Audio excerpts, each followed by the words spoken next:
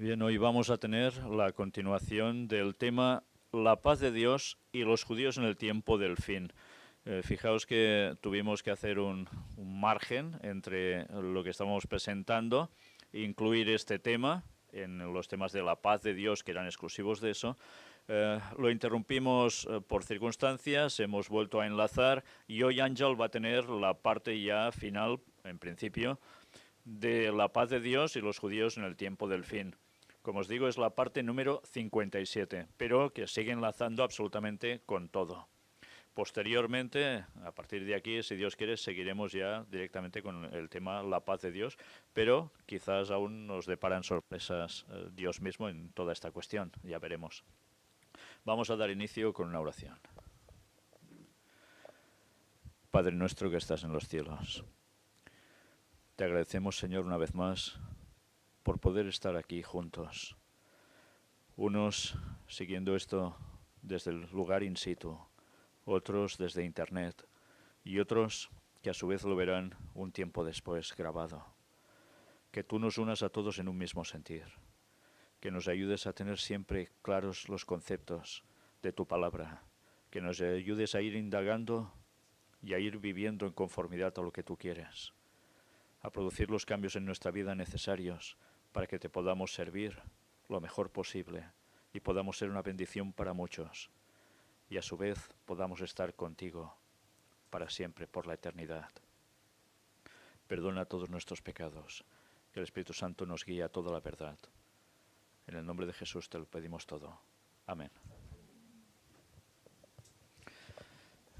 Bien, antes de dar inicio al tema, me gustaría constatar algo, y es debido a las personas que nos están escribiendo por el encuentro internacional que tendremos en Madrid, si Dios quiere, va a ser, concretamos los días, del 12 al 15 de octubre, y va a ser precisamente el primer día y el último de los que he citado para la llegada y para la salida, y tendremos 2 días y un espacio más de cada uno de los dos extremos para poder estar reunidos y alabando al Señor, compartiendo la palabra, conociéndonos los hermanos de distintos lugares que están en un mismo sentir. Nos está escribiendo gente de América, tanto del norte como del sur, también personas de Centroamérica que quisieran venir, no a todos les es posible, porque evidentemente eso tiene un coste. Pero estamos muy agradecidos porque sé que hay personas que nos están diciendo que quisieran estar, no podrán asistir por circunstancias, pero que están con nosotros en ese mismo sentir. Y también estamos quedando gratamente sorprendidos, precisamente porque son personas que han dicho que vendrán, pero bastantes, que tienen que ver precisamente con países que están fuera de Europa. Y normalmente ya sabéis que eso quiere decir que tienen que hacer muchísimos kilómetros en vuelo para poder asistir. Con lo cual es una auténtica bendición saber que hay personas que van a hacer ese sacrificio, se van a mover de tal modo para estar con todos nosotros en Madrid. De España hay personas ya que van a asistir, ya están confirmadas, tanto de nosotros aquí, el grupo de Girona y Barcelona, como de Madrid y algunas otras personas de otras localidades que también dicen que quieren asistir. Y vamos a dejar de margen hasta final de junio para que todos puedan decir yo iré con tantas personas o iré solo. El tema de precios lo vamos a decir en el momento oportuno cuando sepamos ya más o menos los que podamos ser. Cada uno debe contar los viajes que puede tener en consecuencia desde su lugar de origen y las estancias, todo eso lo concretaremos porque buscaremos siempre el lugar más adecuado para todos, que no esté exageradamente lejos de Madrid para que todo el mundo pueda tener buen acceso además y que salga lo más económico posible. Veremos también si luego se podrá contratar un servicio de comida allí o habrá que también incorporar cada uno la persona que vaya con su propia comida. Eso ya lo veremos en su momento. Como hoy no es día de hablar de precios y demás, solo anunciar desde aquí que recordad, será del 12 al 15 de octubre. Ahora por más o menos ya hay unas 40 y pico de personas confirmadas, 50 quizás, que quieren asistir. Y como os digo, eso ya empieza a ser muy bonito. y creo que aún lo va a ser mucho más, con la ayuda de Dios. Bien, una vez dicho esto, remitiros, por favor, escribidme a mi email o al Facebook del Gran Engaño para confirmar las personas que queréis asistir. Y ahora nos vamos a introducir ya en el tema de hoy, que como os decía es la paz de Dios y los judíos en el tiempo del fin, parte número 57. No vamos a seguir con la lectura de Efesios 6, recordad que lo dejamos en el versículo 4, que nos dio para una hora o algo más, solo 4 versículos, como me recordaba Ligori, y tendrá su continuación, por supuesto, pero hoy Ángel va a concluir la parte que él estaba mostrando, que era tan interesante y que hoy seguro aún lo va a ser más. Pero como siempre vamos a hacer referencia, un repaso a esas noticias del plagio satánico de la auténtica paz de Dios que han transcurrido durante esta semana. Y solo os digo que tengo unas 70 y algo diapositivas para mostraros, para que os deis cuenta de la magnitud de cómo Satanás está trabajando con esa falsa paz que está mostrando al mundo y que tantos se están tragando. Y no lo voy a decir todo uno por uno, parándome, deteniéndome, no, porque vais a ver que hay muchas que tienen que ver con lo que el Papa ya hizo ayer, mientras nosotros estábamos presentando la conferencia número 300 de noticias de actualidad en relación con la profecía. El Papa ya acababa de llegar a Egipto.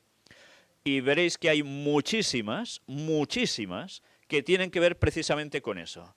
Y vamos a dedicarle todo un tema especial, no sé si tendrán que ser 2, sobre la visita del Papa a Egipto, porque realmente es impresionante todo lo que se está diciendo y allí lo que se está haciendo.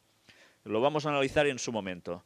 Por tanto, hoy va a ser un repaso rápido, solo para que os deis cuenta de la magnitud de un solo día de lo que el Papa está diciendo sobre el tema paz. Y aparte, queda hoy, porque hoy aún sigue allí. Son 2 días súper intensos y que van a marcar pautas de un modo claro. Pues bien, en su momento cuando el Papa termine de hacer esa ronda de visitas por Egipto, vamos a tener la recopilación de todos esos datos para mostrar y seguir denunciando las estratagemas de Satanás para estos últimos tiempos. Vamos ahora a adentrarnos en un repaso de estas noticias. El Vaticano invita a los budistas a no recorrer juntos los caminos de la no violencia. Fijaos que, una vez más, ahora sigue buscando ecumenismo y lo hace ya directamente también con los budistas. Y habla de cultura de paz y no violencia, promover la paz, sí que, bueno, por todos lados, como siempre. El Papa en San Bartolomé. La Iglesia necesita testimonios diarios y también de mártires.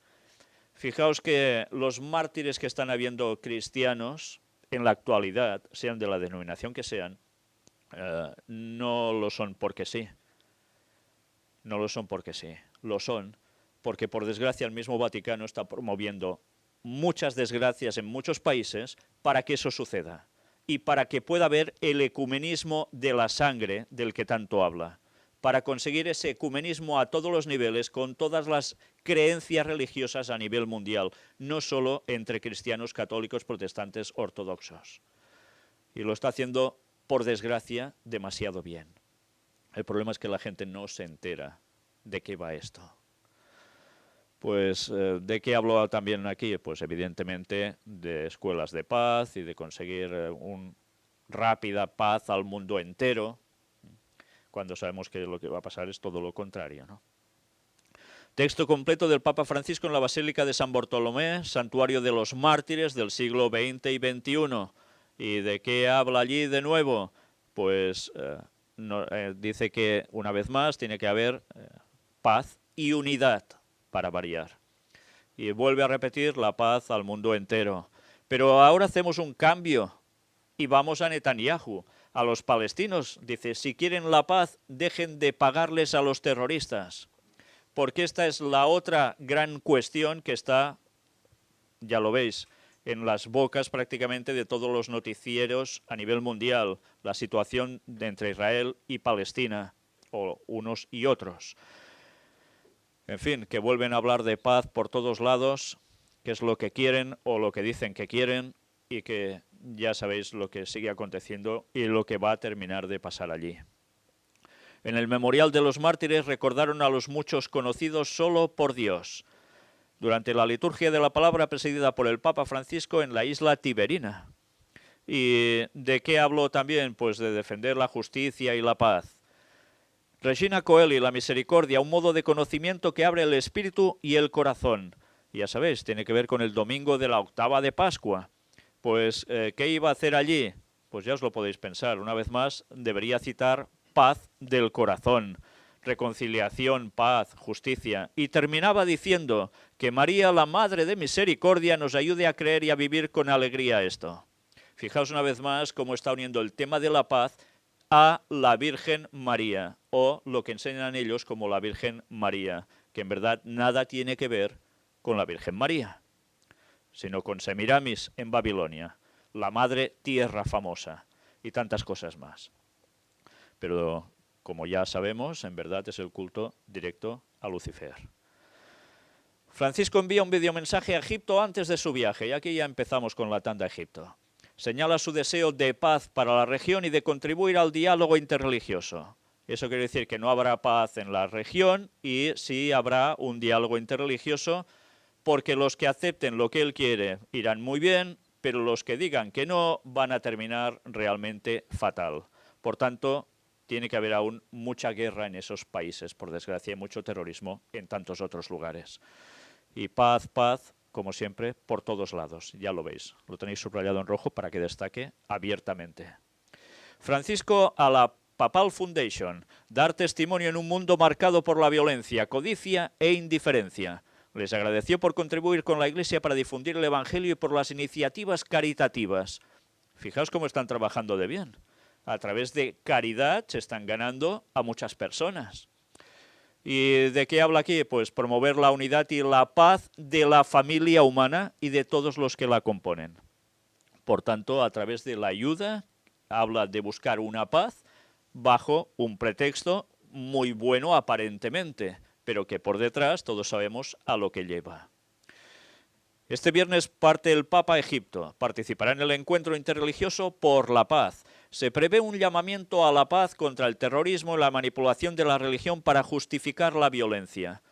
Y bien, ya veis, paz, paz, paz, continuamente por todos lados.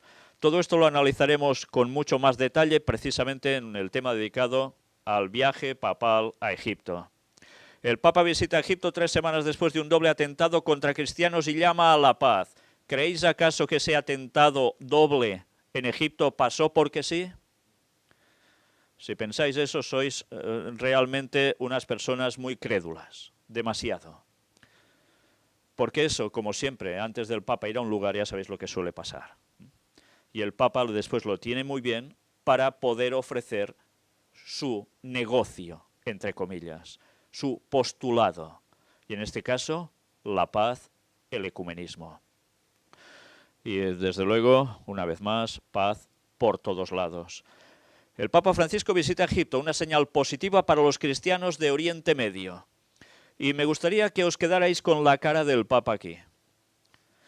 Porque cuando presentemos esa conferencia, si Dios quiere, próximamente, vais a ver que utiliza el mismo gesto de cara y a solo abrirse la puerta del avión cuando él tiene que descender la escalera. El Papa, como actor, hay que decir que es realmente pésimo. Que a pesar de ser jesuita y son los maestros actuando, el Papa realmente es fatal en este sentido. Porque cuando muestra ciertos tipos de cara, como veis aquí, está ya denotando que algo es muy grave para él. Y lo interpreta al exceso. Pero en fin, hay gente que le cuela muy bien. Bueno, pues todo eso lo vamos a mostrar para que veáis que todo está más que preparado. ¿Qué habla, como siempre? Pues de promover la paz por todos lados. Viaje a Egipto, el Papa llega a la Universidad de Al-Azhar, el principal punto de referencia de la mayoría del mundo islámico. ¿Y qué iba a tratar allí en ese lugar? Pues de la Conferencia Internacional sobre la Paz, y empezaba a hablar de paz por todos lados. Aquí hay el texto completo de las palabras que dio allí, ante un auditorio islámico impresionante, y paz, como siempre, continuo por todos lados. pero ha dicho muchas otras cosas que vamos a encargarnos de mostrar en esa conferencia, que realmente no tienen desperdicio. Y ya veis que dijo muchas cosas, ¿eh? El imán de Al-Azhar, contra la violencia sin distinción alguna, inició pidiendo 1 minuto de silencio por las víctimas del terrorismo. ¿Os estáis dando cuenta cómo van asociando que el terrorismo no tiene nada que ver con el tema islámico, sino que son extremistas, y el Papa va diciendo lo mismo? Por tanto, va haciendo ese ecumenismo con los que van a transigir con lo que él quiere, y el resto lo van a pasar realmente mal. También habló este señor de paz por todos lados y hermandad. Viaje a Egipto, encuentro del Santo Padre con las autoridades y diplomáticos. Dicen calurosa acogida al Papa. Pues, ¿qué iba a decir también aquí? Que ya os lo podéis imaginar. La paz en la región, la prosperidad, la paz, el desarrollo. Habló de algo más que ya veréis y tiene que ver otra vez con la guerra mundial por partes que estamos viviendo. Lo ha vuelto a repetir. Y aún tantos nos enteran que estamos en Tercera Guerra Mundial, ¿eh? Es curioso. Viaje a Egipto, encuentro del Santo Padre Francisco con el Papa Ortodoxo Tabadros. Y ahí está más de ecumenismo, porque es el líder de los ortodoxos coptos. ¿Y de qué iban a hablar también? Pues claro, primero el abrazo de paz y tantas cosas más que ya veremos en su momento, pero la paz iba surgiendo, como siempre, por todos lados. Viaje a Egipto, Francisco y Tabadros rezan en la iglesia del atentado del ISIS, que estaba a pocos metros de donde ellos se habían reunido precisamente. Mirad qué casualidad, qué cerquita lo tenían todo. Y allí, juntitos, para ese ecumenismo y, cómo no, hablando de paz. Pues bien, yo lo voy a dejar aquí, solo para que penséis y os deis cuenta que realmente este bombardeo de paz mediático que está utilizando el papado y que también aparece por los temas de guerras y rumores de guerras que están habiendo en este mundo, nos debería hacer pensar que el tiempo se acaba y que esto no son bromas. Y aún veremos mucho más, de seguro, en esta semana que va a empezar después de esta puesta de sol de hoy del sábado. Ahora vamos ya a dejar paso a Ángel para que siga con el tema que tiene que ver con la paz de Dios, pero también con los judíos en el tiempo del fin. Y eso sí que no tiene desperdicio. Aquí lo dejamos la última vez. Recordad que estábamos hablando de Tarsis, vamos a seguir con Tarsis. Era la segunda parte de la palabra, recordemos esa gran simbología que tenía, esas 7 llamas, ¿no? Que tenía que ver con ese candelabro, el Espíritu Santo, la Iglesia, y el centro de ese candelabro, el medio, la mitad, recordad cómo ese medio, esa mitad representaba a Cristo. Y cómo durante toda la Biblia esa mitad era Cristo.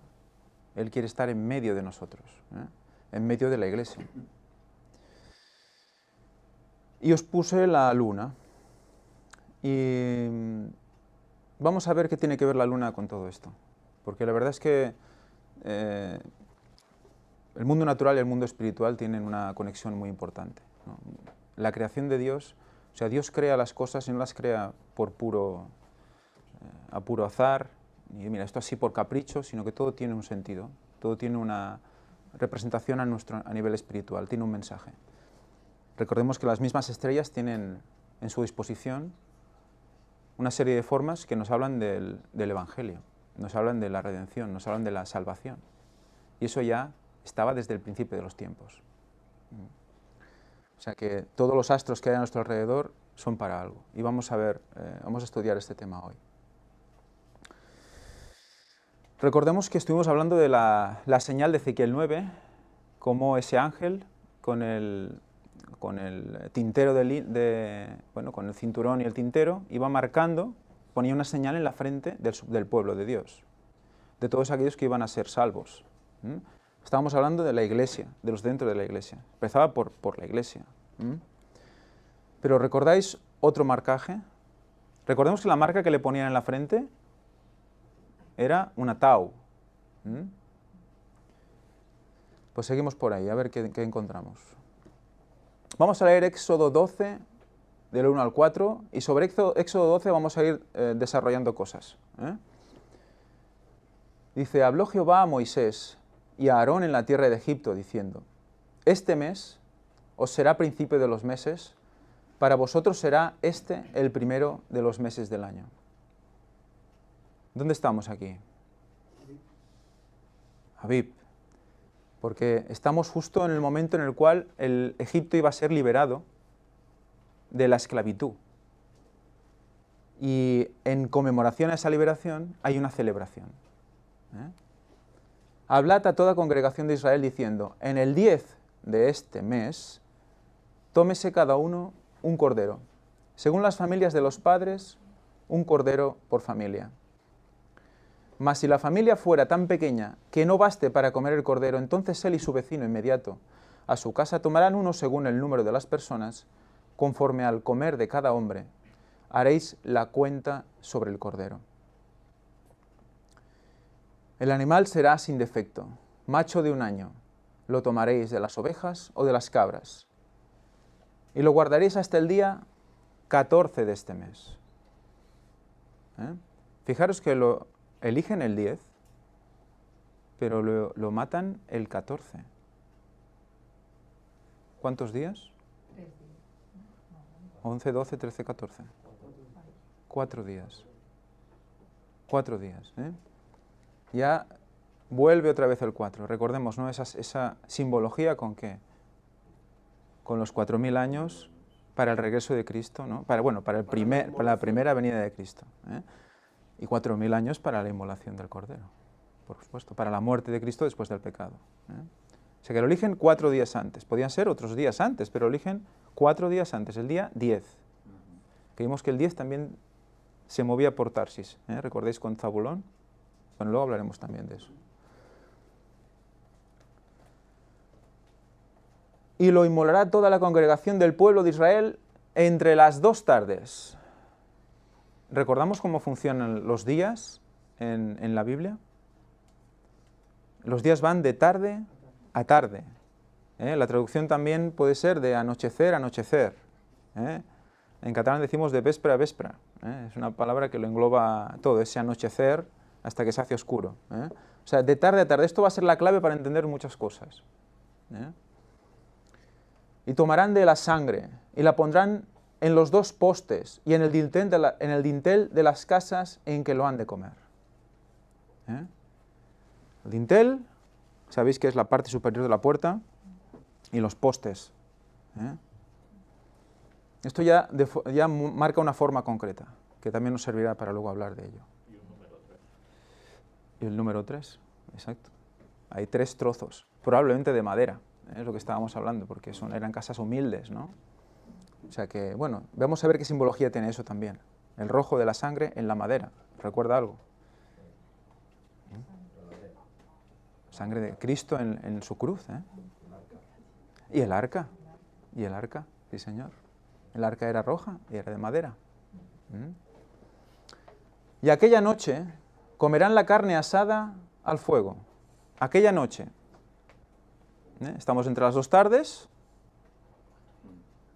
Entre las 2 tardes, por lo tanto, para nosotros sería el 13 por la noche al 14 por la noche, eso es en las 2 tardes, se comerá la carne asada al fuego y panes sin levadura con hierbas amargas lo comerán. Entonces hay tiempo entre las 2 tardes para asar el cordero y comérselo. Ninguna cosa comeréis de él cruda.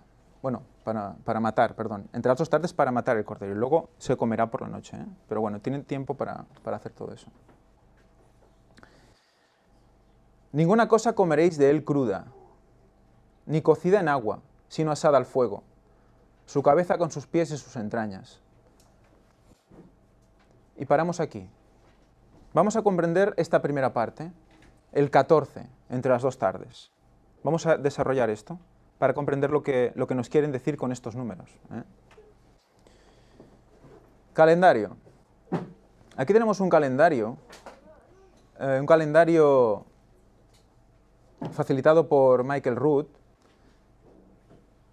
Es un calendario caraíta, y aquí vemos cómo el Señor manda a su pueblo contar los meses, las semanas, los días.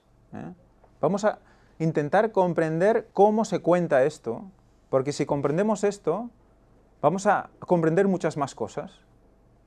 ¿Por qué la fiesta se da cuando se da? ¿Por qué el momento de la muerte de Cristo se da cuando se da? Muchas cosas. Entonces vamos a intentar explicar qué representa todo esto. Vemos cada línea que veis aquí es un mes. Empezamos por arriba, que tenemos el mes de Abib, que es el primer mes, la primera línea. Y va bajando hasta 12. Y arriba tenéis una línea horizontal, donde te va poniendo los meses bíblicos y lo que representan más o menos en los meses paganos o los meses gregorianos. El mes de Abib también se puede llamar Nisan en la parte de arriba, ¿veis? En la línea horizontal, 1, 2, 3, 4, 5, 6, 7. El primero se puede llamar Abib o Nisan y entra en lo que es el mes de marzo, abril aproximadamente. Pero vemos al final que ya 12 meses y luego hay un 13º mes, como más clarito, que le llaman Adar 2. ¿Qué pasa con ese 13º mes? ¿Cuándo se cuenta?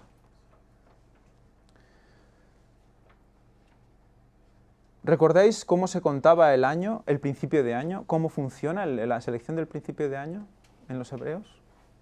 ¿Cómo marcaba Dios cómo había que comenzar el año? Cuando se acaba el 12º mes, van a mirar la cebada y miran su estado de maduración.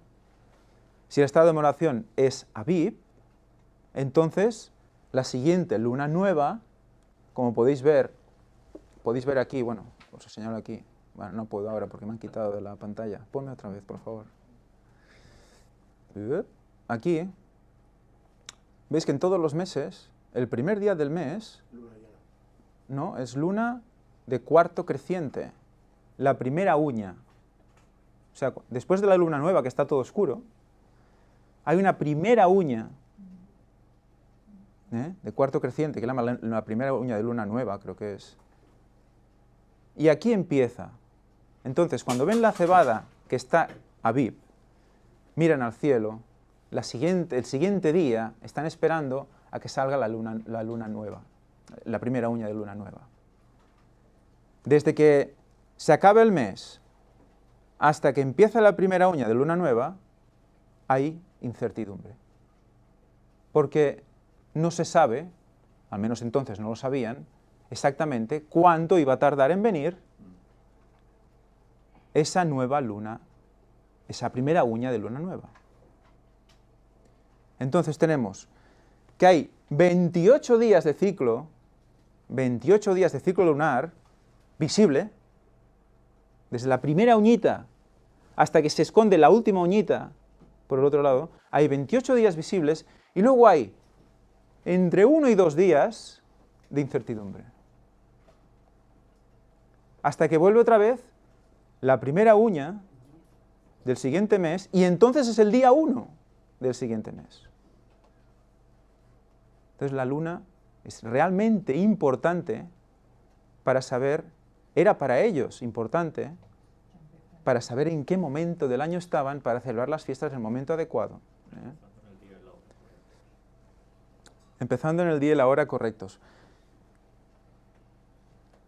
Esos momentos de incertidumbre que había desde el día 28 hasta el siguiente mes, son el día y de la hora, nadie sabe.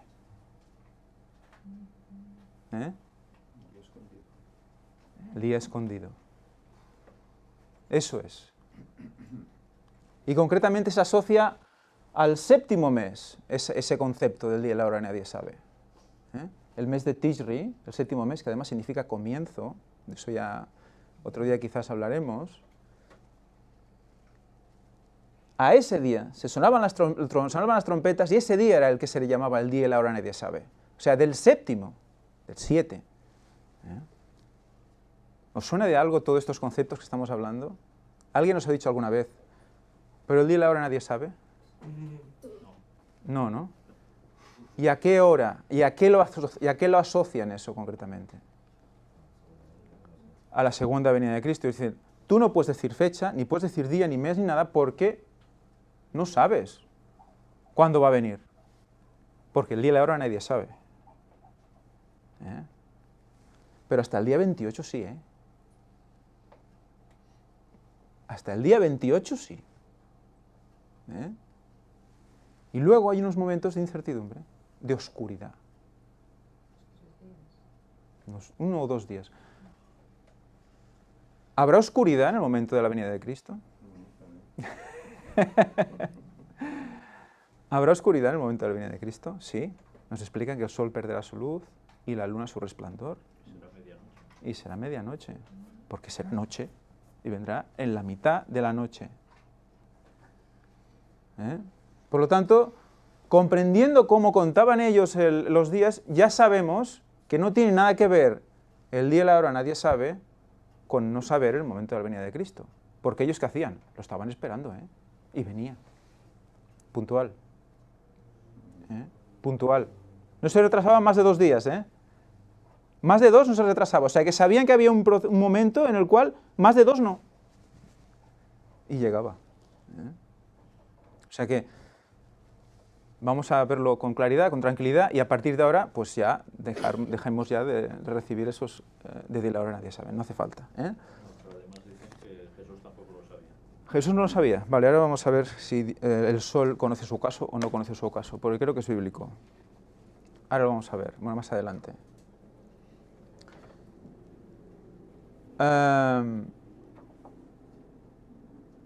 Seguimos.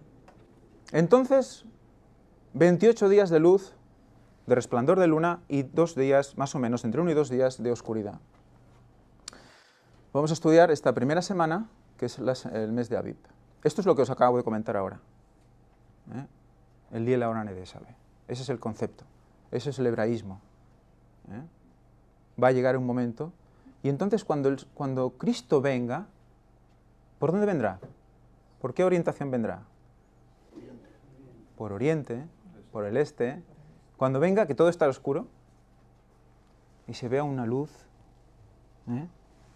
¿No se va a parecer un poquito a esa luna nueva, con un poquito de luz que va llegando, porque va a recorrer toda la tierra, en un día? O sea que ahí lo tenéis, ¿eh? El tramo visible, 28 días, tramo no visible, de 1 a 2 días. Incertidumbre. Y una curiosidad, esto lo he puesto por curiosidad, resulta que son 12 meses por 28 días, que son los que realmente cuentan, suman 336, que además suma 12.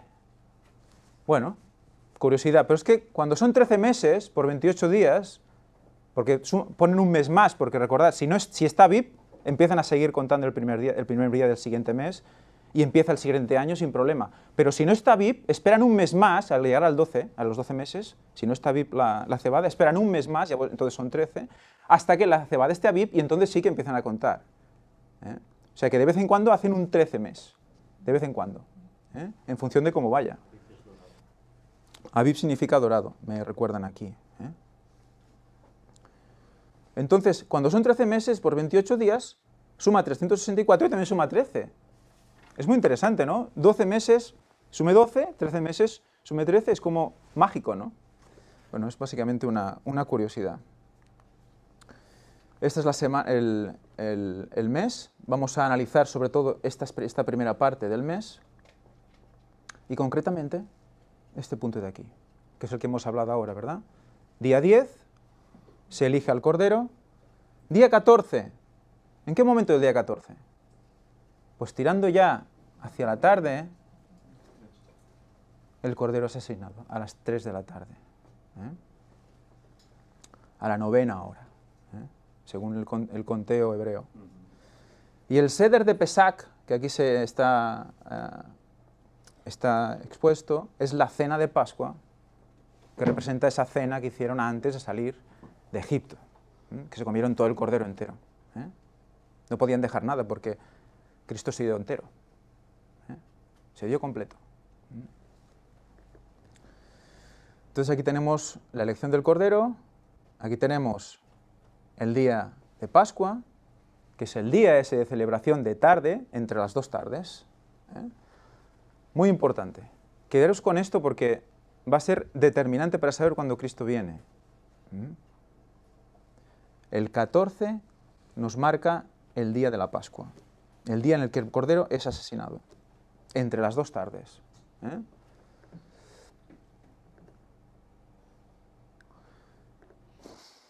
Y este es el círculo lunar de los 28 días visibles. Aquí tenemos, empezando por abajo a la derecha, porque en el hemisferio norte va así, va de derecha a izquierda. En el hemisferio sur va al revés, va por arriba, izquierda a derecha. Es muy interesante, es como Israel está en el hemisferio norte y leen de derecha a izquierda. Pues así se lee la luna, para comprender también. O sea que tenemos la primera semana el 7, la segunda semana el 14, que es entre el 14 y el 15, sería la noche del 14, sería el centro, la mitad del ciclo lunar. Y el 15 se expondría la luna completamente llena, entre el 14 y el 15, sobre todo más hacia el 15. Pero fijaros cómo es el centro, la mitad del ciclo. Por eso esa mitad representando ¿qué? Esa luz central del candelabro, a Cristo mismo. Entonces, cuando veamos la luna llena, tenemos que pensar en ese momento. Y cuando estamos viendo la luna que se va acercando a la luna llena, estamos pensando, mira, se está acercando el momento de recordar aquel momento. Y cuando se está yendo la luna y ya está en la oscuridad, estamos pensando, eso está representando cuando se acaba el tiempo y luego empieza una persecución y una oscuridad. Y hay que esperar, y estar esperando a que empiece la otra luna, el otro ciclo, ¿no? Que es la venida ya. O sea, todo el ciclo lunar es bonito. Aquí dice, la fase número 5. La luna llena, o pleilunio, es cuando la concavidad de la parte luminosa de la luna logra verse la totalidad de una de sus caras para formar un círculo. Su orto es aproximadamente a las 6 p.m. El cenit lo alcanza aproximadamente durante la medianoche y se oculta cerca de las 6 de la mañana. La luna llena viene a marcar justo lo que es la mitad del mes lunar. 14 días, 18 horas, 21 minutos y 36 segundos. De 6 a 6. De 6 a 6. ¿Vale? Pues ahí tenéis. Por lo tanto, a los 14 días, 15 días, fase de la luna. La mitad del ciclo. Y por lo tanto comprendemos mejor esta ilustración. Representa a Cristo crucificado. Y más cosas. Ahí tenemos el Cordero asesinado, que son los 4000, que es la Pascua, justo el 14 entre las 2 tardes. ¿Y qué pasará 2000 años después? Pascua, ¿verdad? Dice, bueno, pero estás diciendo que el día 14 viene Cristo. Y te digo que sí. Pero ¿sabemos cuándo será el día 14? Y te digo que no. No se sabe. Claro, ese es el problema. ¿Sabemos el día y la hora? Lo sabríamos si pudiéramos saber cuándo empieza el año 2031. Pero no lo sabemos. Que no será ni el año 2031, será la primavera del 2031. No lo sabemos. Porque habrá oscuridad, habrá un desorden brutal en el cielo y nadie sabrá exactamente dónde estamos. Incluso hay una de las plagas que destrozará los cultivos de Israel. O sea que, ¿cómo vamos a poder saber dónde estamos? En teoría lo sabríamos, pero no lo sabemos. Por eso Dios lo anunciará con su propia voz. Por eso me recuerda Víctor que Dios con su voz dirá el día y la hora correctos. Que luego, ¿cómo lo vamos a saber? Debe ser muy inmediato, porque si no tenemos nada para contar, será muy inmediato. Pero ahí nos dice, Dios nos lo dirá. Entonces, vamos a seguir analizando la mitad, el medio. Recordad que estuvimos hablando de Yad, Yehová, Yehoshua, y yo he puesto 2 palabras más, que casualmente empiezan por la misma letra y comparten muchas letras con el resto. Fijaros, Yerushalayim, ¿qué sería? Jerusalén, ¿verdad? También está en el medio de Tarsis. Está claro, Jerusalén tiene un significado importante, ¿no? Ahí estará la nueva Jerusalén también, ¿no? Y somos la Jerusalén, digamos, espiritual. ¿Y Yareac? ¿Por qué he puesto Yareac aquí? Pues bueno, porque es luna. Resulta que la luna, aparte de estar en el medio de Tarsis, también empieza por esa letra que está en el medio de Sis. Es que la misma letra no está diciendo dónde está. Es demasiado, ¿no? Continuamente. Y resulta que luna tiene que ver con Jericó. Con Jericó. ¿Y nadie os viene algo a la cabeza con Jericó? Ahora vamos a hablar de Jericó. Pero es que viene de el 3391, que es, ¿qué significa Yareac? Incierto. ¿No hemos hablado de una cierta incertidumbre ahora, hace un rato? La luna en sí mismo significa incierto. ¿Por qué? Porque hay unos momentos en los cuales no sabían exactamente cuándo iba a empezar el siguiente mes. Por lo tanto, luna y también mes, que eso también nos va a ayudar. Es luna y es mes, porque si no hay luna, no podemos saber los meses. No es una cuenta continua de 31, 1, 30, 1. No es continuo. O sea, que hay muchas personas que dicen, ¿cómo puedes saber el momento del día, el año o el mes? Porque se han cambiado las cuentas y antes, bueno, es igual. De primavera a primavera, un año. De luna nueva, del primer mes, un año. De cebada a cebada vip, un año. Ya está. El Señor lo tiene todo pensado, no hay problema. Incierto. Lucas 19. Habiendo entrado Jesús en Jericó, iba pasando por la ciudad, y sucedió que un varón llamado Zaqueo, que era un jefe de los cobradores de impuestos y rico, etcétera, etcétera. Recordad esta escena. Ve a Zaqueo en el árbol, ¿no? Le hace bajar. Está en Jericó Jesús. En el mismo capítulo, se dirigen de Jericó a Jerusalén. Cuando llegaban ya cerca de la bajada del Monte de los Olivos, no sé si tenéis situado el Monte de los Olivos geográficamente, ahora lo veremos. Toda la multitud de los discípulos comenzó a alabar con alegría a Dios a grandes voces por todas las maravillas que había visto, diciendo, bendito el Rey que viene en el nombre del Señor, paz en el cielo y gloria en las alturas. ¿Cuál es este momento? Es el momento de la entrada triunfal de Cristo, ¿verdad? Con el pollino, con el burro, a Jerusalén. Entonces algunos de los fariseos de entre la multitud le dijeron, Maestro, reprende a tus discípulos. Él respondiendo les dijo, os digo que si estos callan, las piedras clamarán. Y cuando llegó cerca, al ver la ciudad, lloró sobre ella. Lloró, diciendo, si también tú conocieses de cierto en este tu día lo que es para tu paz. Quedemos con el concepto de paz, porque es que va a ir todo mezclándose, todo. Y como no hemos hablado de paz en los últimos meses, ni años, ya no sé cuánto llevamos ya, año y pico. Mas ahora está oculto a tus ojos.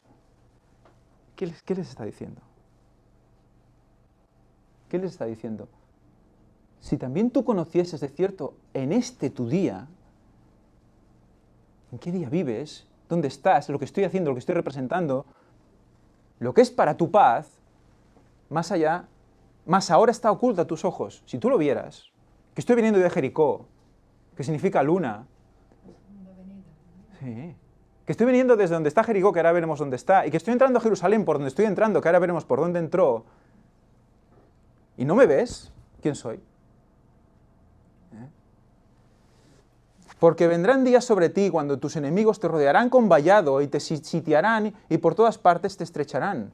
Está hablando del año 70, pero también de qué, porque Elena White dice que del año 70 y de la persecución de los últimos días, porque el 70 después de Cristo fue la destrucción de Jerusalén, pero ese 7 nos está llevando también al séptimo milenio, ¿no? Y te derribarán a tierra y a tus hijos dentro de ti, y no dejarán en ti piedra sobre piedra, por cuanto que no conociste el tiempo de tu visitación.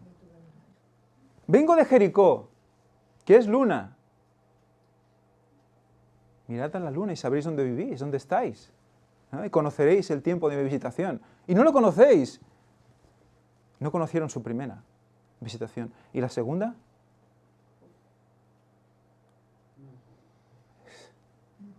Es un paralelismo muy importante, ¿eh?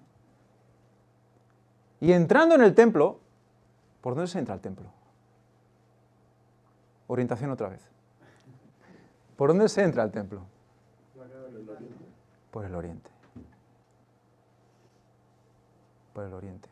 Por el este. Comenzó a echar fuera a todos los que vendían y compraban en él. Jericó se encuentra ahí, arriba a la derecha, donde pone Meboot Jericó. Jericó parece ser que es la ciudad original. Y más abajo a la derecha está Jericó actualmente. Y a la izquierda, Jerusalén. ¿De dónde venía Jesús? ¿De qué orientación? Del este.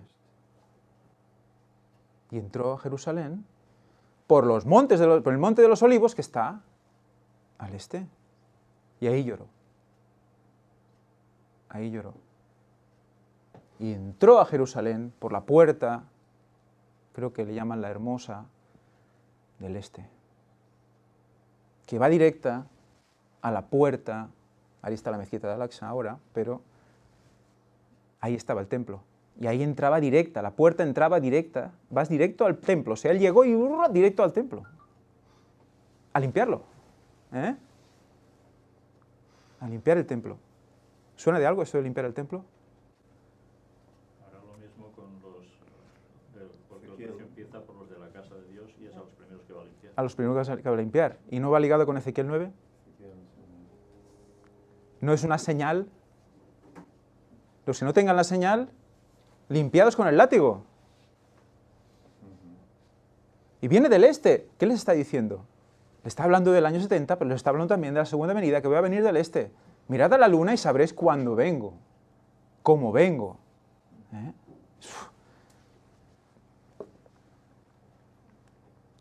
Seguimos, Josué 5. Y los hijos de Israel acamparon en Gilgal y celebraron la Pascua. Eso entre paréntesis lo he puesto yo. Por lo tanto, ¿en qué época del año estaban Josué y compañía? En primavera. ¿Y qué pasó esa primavera? Algo pasó en esa primavera con Jericó, ¿verdad? Al otro día de la Pascua comieron el fruto de la tierra, por lo tanto los primeros frutos, los panes sin levadura, que es la fiesta de 7 días que viene después de la Pascua, viene panes sin levadura, o sea que lo celebraron todo. Y en el mismo día espigas nuevas tostadas. Ahora Jericó estaba cerrada, bien cerrada, a causa de los hijos de Israel. Nadie entraba ni salía. Mas Jehová dijo a Josué, mira, yo he entregado en tu mano a Jericó y a su rey, con sus varones de guerra. Rodearéis, pues, la ciudad, todos los hombres de guerra, yendo alrededor de la ciudad una vez, y esto haréis durante 6 días. Jericó es luna, y además en primavera, y además que nos sale aquí el 6 días. Pero ¿qué más dice? Y 7 sacerdotes llevarán 7 bocinas de cuernos de carnero delante del arca, y al 7º día daréis 7 vueltas a la ciudad. 7, 7, 7º, 7. ¿28? Cuarto, el 7º también. Es muy interesante, ¿eh? Y los sacerdotes tocarán las bocinas. Y cuando toquen prolongadamente el cuerno del carnero, así que oigáis el sonido de la bocina, todo el pueblo gritará a gran voz, y el muro de la ciudad caerá. Entonces subirá el pueblo, cada uno derecho hacia adelante. Subirá el pueblo. ¿Sabéis cuando los sacerdotes hablaban de hacia adelante? ¿Recordáis la dirección que era? Cuando tiraban la sangre hacia adelante, quería decir girarse hacia el este, hacia la entrada del templo, que era el este. O sea, que subiremos hacia dónde, hacia Orión. O sea, fijaros lo interesante. Nos está diciendo Jericó, que es la luna, nos está describiendo que todo, 6, 7, el momento final, la recogida del pueblo, la subida, la ascensión, todo. En el momento, en el 2031, en primavera. Y ahora vamos a ver esta dualidad 14-15. Estamos en el día 14, pero al día siguiente es día 15, en el mes de Aviv. También pasa algo especial ahí. Éxodo 12, 18. Fijaros, iros fijando en los días que tengo puestos arriba del mes de Aviv.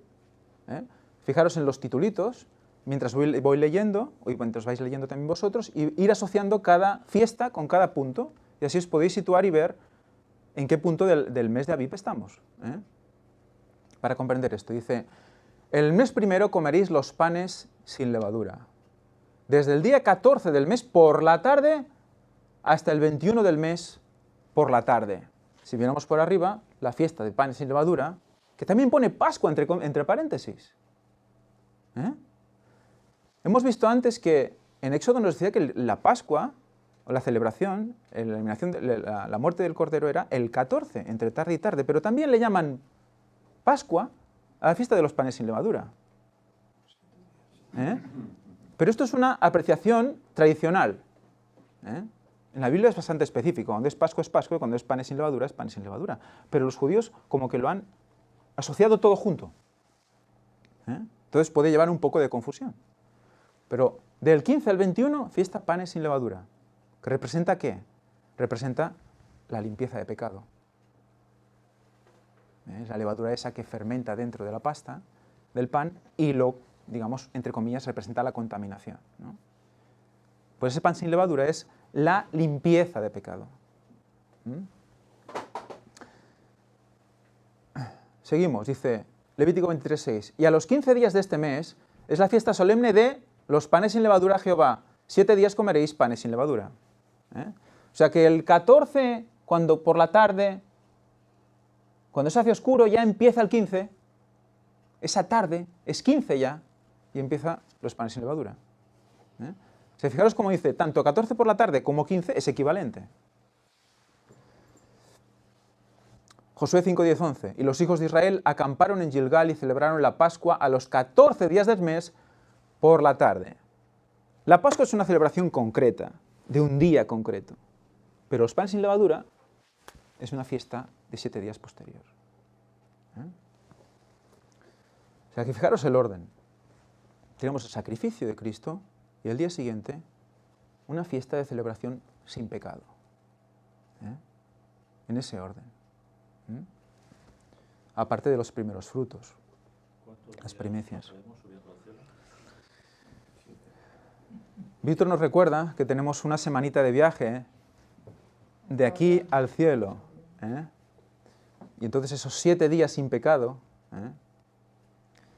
nos muestran nos podrían estar demostrando ese viaje. Seguimos abajo, dice, hemos leído antes lo de Josué, es esto, los 14 días del mes por la tarde en los llanos de Jericó. Al otro día de la Pascua comieron fruto de la tierra y los panes sin levadura. ¿Qué quiere decir? Que Pascua es el 14 y al día siguiente, al otro día de la Pascua, empezará el resto. Por eso soy un poco enfático en esto porque es importante, nos va a servir.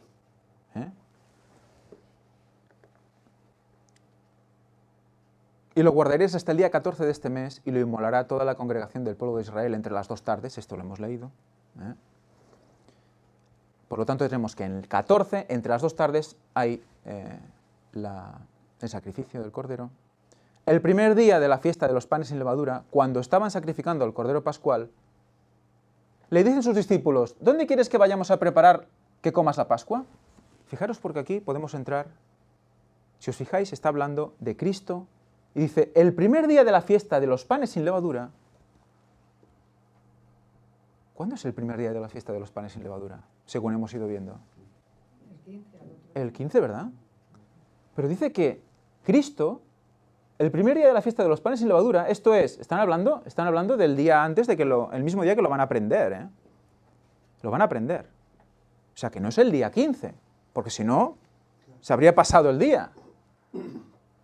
En cambio, dice, el primer día de la fiesta de los panes sin levadura. ¿Cómo se entiende esto? Porque se supone que es el 13 por la noche que estamos hablando aquí. ¿Por qué habla así?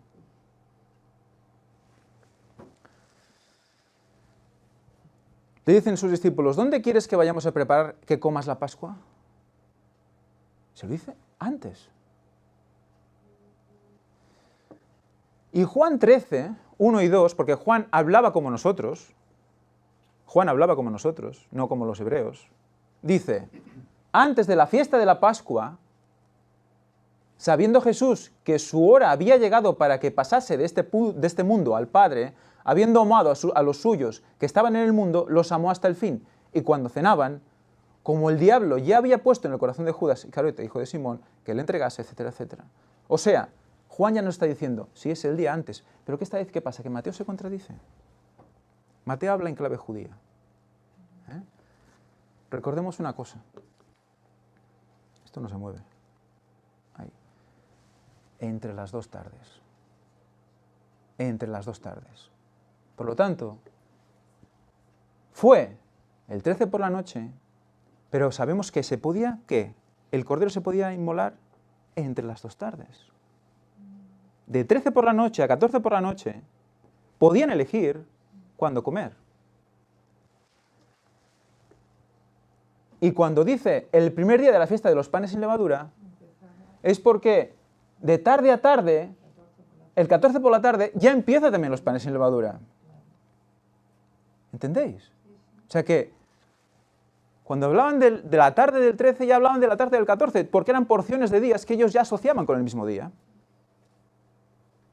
Es muy interesante esto, porque si recordáis, hay unos textos que nos llamaron mucho la atención de los evangelios, que uno decía, 6 días después, Pedro, Jacobo y Juan, creo que son, fueron llevados ¿a dónde? Al monte, creo que es el monte de la transfiguración, ¿no? Y en otro evangelio dice, 8 días después, 8 días después, Pedro, Jacobo y Juan, pero si es el mismo evento, ¿por qué 6 y en otro 8? Nos está diciendo algo. Y decíamos, mira, esos 6.000 años y el octavo milenio, ¿y qué nos querrá decir? Pues, ¿qué nos está diciendo? Que están hablando del mismo día. Porque al final del 6, de tarde a tarde, es el 7. Final del 6, final del 7, es el mismo día para ellos. Empieza aquí y acaba aquí. Por eso, el 6 y el 8, para ellos, es lo mismo. Para los hebreos. Por lo tanto, no hay contradicción en la palabra de Dios. Lo que tenemos que comprender es cómo ellos contaban las tardes y cómo ellos contaban los días. ¿Por qué utilizaban el anochecer? Vamos a ir viendo. Elena White dice, mientras comía la Pascua con sus discípulos, instituyó en su lugar, ¿en lugar de qué? De la Pascua. El rito que había de conmemorar su gran sacrificio. La fiesta nacional de los judíos iba a desaparecer para siempre. Él no podía celebrarla el 14 por la noche, porque él iba a ser sacrificado el 14 por la tarde. Y la celebra antes, pero dentro de la ley, porque dice entre las dos tardes. Recordéis que dice, se inmolará el cordero entre las dos tardes. Él no incumplió en ningún momento la ley. Comió la Pascua entre las dos tardes. Y hemos visto que él quería estar con sus discípulos a solas. Es bonito, ¿eh? Vamos a ver. La fiesta nacional de los judíos iba a desaparecer para siempre. El servicio de Cristo establecía que había de ser observado por sus discípulos en todos los países y a través de todos los siglos. La cena, la Santa Cena. El rito que está hablando aquí es la Santa Cena. En el aposento alto de una morada de Jerusalén, Cristo estaba sentado a la mesa con sus discípulos, que se habían reunido para celebrar la Pascua. El Salvador deseaba observar esta fiesta a solas con los 12. Sabía que había llegado su hora. Él mismo era el verdadero Cordero Pascual. Él mismo lo era. Y en el día en que se comiera la Pascua, iba a ser sacrificado. Estaba por beber la copa de la ira, pronto iba a recibir el bautismo final de sufrimiento. Pero le quedaban todavía algunas horas de tranquilidad y quería emplearlas para beneficio de sus amados discípulos. en los momentos antes de sufrir, piensa en sus discípulos y quiere estar con ellos.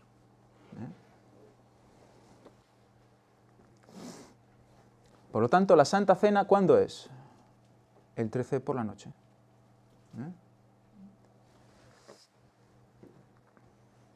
Entre las dos tardes tenemos, Cristo come la Pascua e instituye la Santa Cena.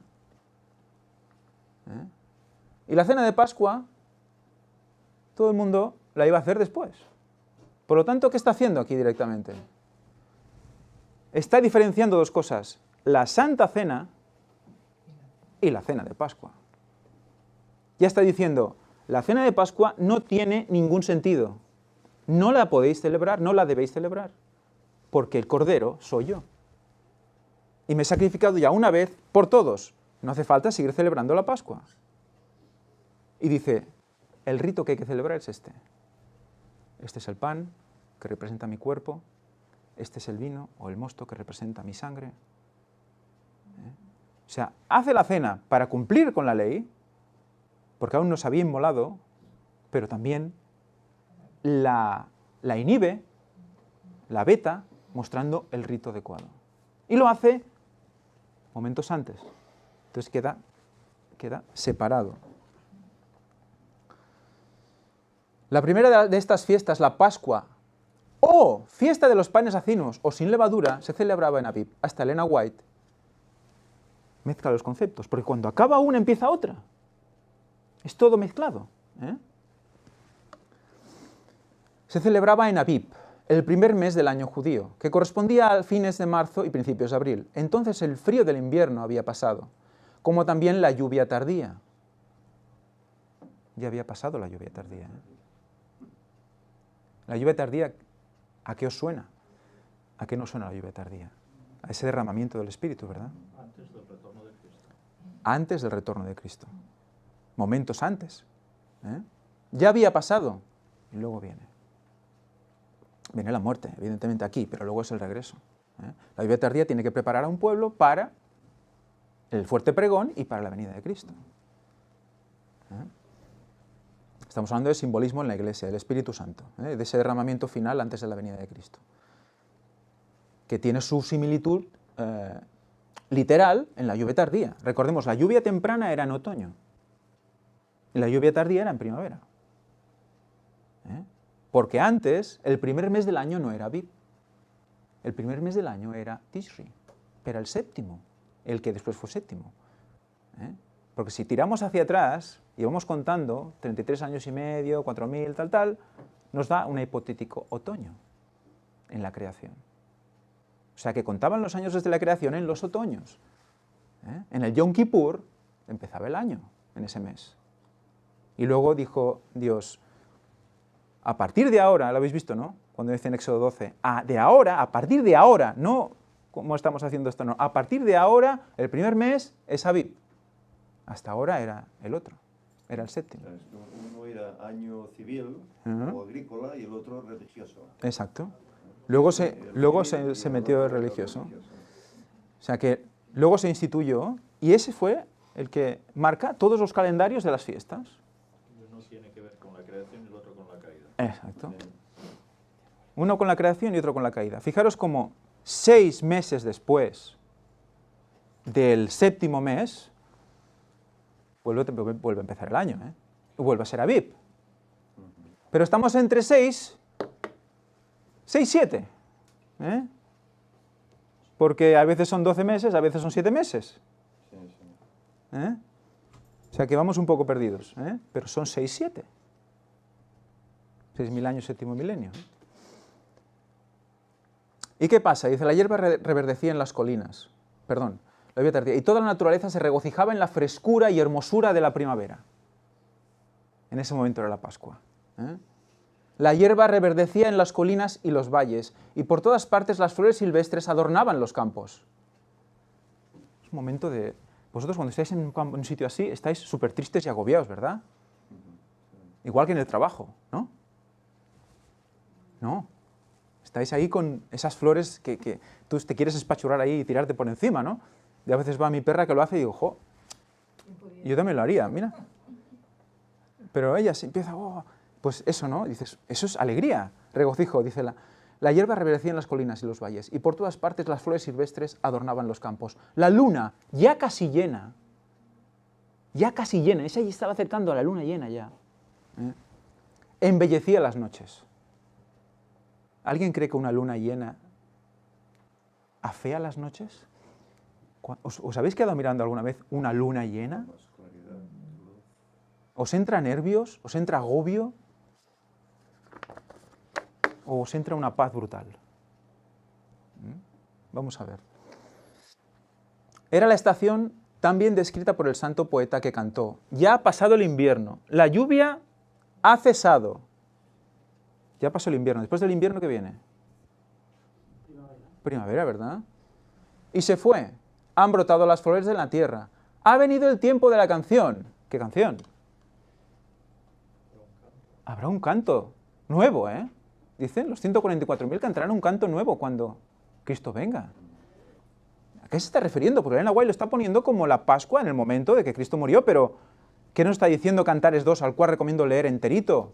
Porque vamos a ver una analogía clarísima con la segunda venida de Cristo, cuando la novia espera a su esposo, al novio. Cuándo lo espera, cuándo llega, está escrito.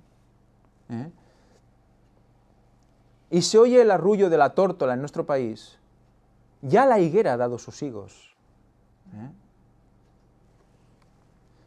Leer Cantares 2, capítulo 2, es una recomendación, porque... No, dime.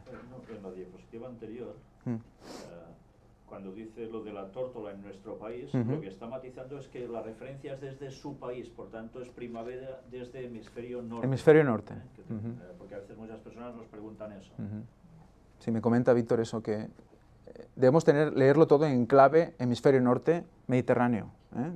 Clima mediterráneo, de estaciones.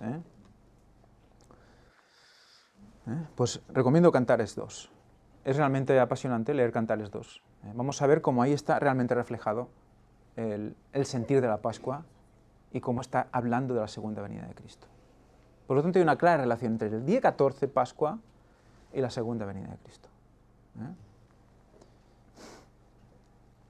El día 14 del mes por la noche se celebraba la Pascua, cuyas ceremonias solemnes e imponentes conmemoraban la liberación de la esclavitud en Egipto y señalaban hacia adelante, al sacrificio que los había de librar de la servidumbre del pecado. Cuando el Salvador dio su vida en el Calvario, cesó el significado de la Pascua y quedó instituida la Santa Cena. Ahí hay el cambio, para conmemorar el acontecimiento que había sido prefigurado por la Pascua.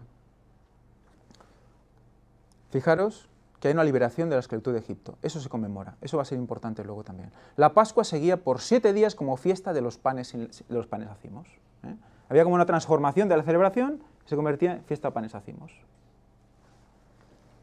Libre de pecado. El primero y el último día eran de santa convocación, durante los cuales no debía hacerse trabajo servil alguno. El segundo día de la fiesta se presentaban a Dios las primicias de la cosecha del año. La cebada era el primer cereal que se cosechaba en Palestina, y al principio de la fiesta empezaba a madurar la cebada, el punto Aviv. El sacerdote agitaba una gavilla de este cereal delante del altar de Dios en reconocimiento de que todo era suyo. No se debía recoger la cosecha antes que se cumpliera este rito. O sea, se ofrecía las primicias a Dios. Esto también va a ser interesante. Fijaros cómo el primero y el último día de los panes sin levadura era un día especial. Recordemos cómo al día siguiente de que muere Cristo era un sábado muy especial. Por eso querían romper las piernas a todos. Era un sábado solemne, porque era el primer día de los panes sin levadura. Hechos 27, Nuevo Testamento. Y aquí es donde empezó todo cuando Víctor lo presentó hace tiempo, hace ya 4 semanas o así, o 5. El 14 y el 15. Nos señala también en una trance que le pasa a, creo que es Pablo, en uno de sus viajes, que tiene unos problemas en la nave y aconseja a la gente lo que debe hacer. Dice, cuando llegó la 14ª noche y éramos llevados a través del mar Adriático, a la medianoche los marineros comenzaron a presentir que estaban cerca de la tierra. Dijo Pablo al centurión y a los soldados, si estos no permanecen en la nave, vosotros no podéis salvaros. Esto es más adelante, en el 31. Fijaros, tenéis que estar todos juntos, en una nave. En una nave. ¿Os acordáis las naves? ¿A qué estaban? ¿Qué nave representaban? ¿Te acordáis de la nave? ¿Qué nave estábamos representando con Tarsis? Eran naves. Tarsis eran naves. Estamos hablando del 14, 14ª noche. Y hasta que empezó a hacerse de día, Pablo exhortaba a todos a que comiesen, diciendo, este es el 14º día que veláis y permanecéis en ayunas sin haber comido nada. Fijaros como después de la 14ª noche viene el 14º día. O sea que lo está contando de la misma manera. Y deben estar todos juntos y comer. Muy curioso, ¿no? ¿Cuándo se come la Pascua? ¿Cuándo se come la Pascua? El 14 por la noche. Por tanto, ruego que comáis algo, porque es conveniente para vuestra salud, pues ni un cabello de la cabeza de ninguno de vosotros perecerá. Está asegurando la salvación. Está diciendo que no se van a morir si permanecen juntos y comen la Pascua. Y comen la Pascua. Traducción. Celebran la Santa Cena. Unidad y celebración de la Santa Cena en la nave de Tarsis. Y los demás parte en tablas, parte en varios objetos procedentes de la nave, y así aconteció que todos llegamos a la tierra sanos y salvos. Hubo un pequeño naufragio y quedaron unos dispersos por todos lados, pero todos llegaron salvos. O sea, el viaje será placentero, un crucero de placer, todos al viento ahí con nuestras melenas. No, ¿verdad? Será un viaje duro, que implicará que quizás lleguemos subidos en un trozo de madera ahí hasta el final. Pero, ¿qué dice? Todos llegaremos a tierra sanos y salvos. Sanos y salvos. Hay que subirse a esa nave.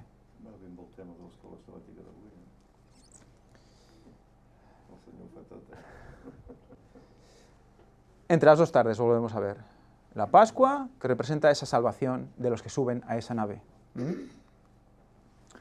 Por lo tanto, el 14, que simboliza la Pascua y a la vez la fiesta de los panes sin levadura, por lo tanto, pureza, sin pecado. Tenemos la salvación si estamos unidos y si observamos la luna conoceremos el tiempo de su visitación. El tiempo de su visitación, Pascua del 2031, el cual debemos rememorar siempre celebrando el rito de la Santa Cena.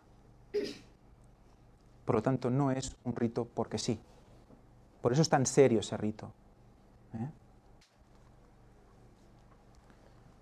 Vamos a otra semana, a otro mes. Fijaros en este mes, el séptimo, que hemos hablado antes. Curiosamente, si os fijáis, hay unos días marcados, festivos, que son paralelos al primero. ¿Lo veis?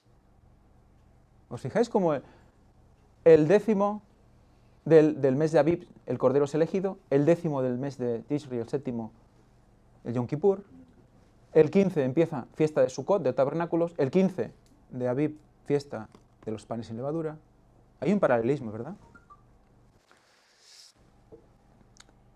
Vamos a ver. Habla a los hijos de Israel y diles, a los 15 días de este mes séptimo será la fiesta solemne de los tabernáculos a Jehová por 7 días. 15 días del mes séptimo, claramente. Pero a los 15 días del mes séptimo, cuando hayáis recogido el fruto de la tierra, haréis fiesta a Jehová por 7 días. 15, 7 días. El primer día será de sábado y el octavo día será también de sábado, quiere decir de reposo, de descanso. También a los 15 días del mes séptimo tendréis santa convocación, ninguna obra de siervos haréis y celebraréis fiesta solemne a Jehová por 7 días. Siempre 15 y 7 días, 15 y 7 días. ¿Algún 14 veis por ahí? ¿Algún 14 por la tarde veis ahí? Fijaros cómo se cuida mucho el Señor de decir las cosas. Ezequiel 45:25. Y en el mes séptimo, a los 15 días del mes, otra vez, siempre refiriéndose a la fiesta ¿qué? De Sukkot, tabernáculos. ¿Sabéis? Hay personas que dicen que Cristo viene en tabernáculos. Hemos visto muchas cosas ya de primavera y sobre todo del 14. En tabernáculos, ¿veis alguna referencia al 14? ¿Alguna referencia? No hay referencia. ¿Tabernáculos qué significa? Siempre referencia al 15. Así también será la plaga de los caballos, de los mulos, de los camellos, de los asnos, de todas las bestias que estén en aquellos campamentos como la plaga de los hombres, dice Zacarías. Y todos los que sobrevivan de las naciones que vinieron contra Jerusalén, por lo tanto que está hablando del momento final, cuando haya persecución, los que sobrevivan, subirán de año en año para adorar al Rey, a Jehová de los ejércitos y a celebrar la fiesta de tabernáculos. ¿Dónde? ¿Cristo viene y seguimos celebrando la fiesta de tabernáculos? ¿De año en año? ¿Dónde celebraremos la fiesta de tabernáculos? En el cielo. Una vez al año. Y acontecerá que los de las familias de la tierra que no suban a Jerusalén para adorar al Rey, Jehová de los ejércitos, no vendrá sobre ellos lluvia. No habrá lluvia. Quiere decir, no habrá lluvia tardía, por lo tanto, no subirán. Si no hay lluvia, no hay vida. Pero es que tiene algo que ver con lo que podemos hacer en la tierra también, Vamos a ver, porque es muy importante lo que vamos a ver, Y si la familia de Egipto no sube y no viene, no caerá sobre ellos la plaga. No caerá sobre ellos la plaga. Vendrá la plaga con que Jehová herirá a las naciones que no suban a celebrar la fiesta de los tabernáculos. Si no subimos a celebrar la fiesta de los tabernáculos, nos persigue la plaga. Pero no está diciendo que los tabernáculos los celebramos también por la eternidad. ¿Quiere decir que también aquí, si no subimos ahora y lo celebramos ahora, nos va a eliminar la plaga? Si os digo que sí y que no, ¿qué me decís? ¿Qué es tabernáculos para nosotros? Este será el castigo del pecado de Egipto y del pecado de todas las naciones que no suban para celebrar la fiesta de los tabernáculos. Por lo tanto, oye, hay que ver si tenemos que celebrar la fiesta de los tabernáculos, porque si no, no subimos. No subimos. El 15 de Sukkot. En el 15 se asocia la fiesta de panes sin levadura, que lo hemos visto antes también, hemos dicho que el pan es sin levadura. El 15 empezaba, se asocia, pureza de pecado, por lo tanto también se la asocia, pero a la fiesta de los tabernáculos en exclusiva el 15, nada del 14. Por lo tanto tenemos la Pascua el 14, tabernáculos el 15, y los panes sin levadura que lo pueden decir de una manera o de otra, porque implica ¿qué? Limpieza de pecado, tiene que estar en los dos lados. Nos recuerda el regocijo de encontrarnos en paz en el cielo, y veremos cómo lo explica Elena White, ya tranquilos de todo lo pasado, y la seguiremos celebrando por la eternidad de año en año, recordando y hablando cómo Dios nos ha salvado, cómo Dios nos ha guardado. Dice Elena White, Patriarcas y Profetas, del 522 a la 525, no voy a leerlo todo, pero dice, terminados los trabajos de la siega, y no habiendo empezado aún los labores del año nuevo, el pueblo estaba libre de preocupaciones y podía, ¿qué dice aquí? Someterse. ¡Ostras!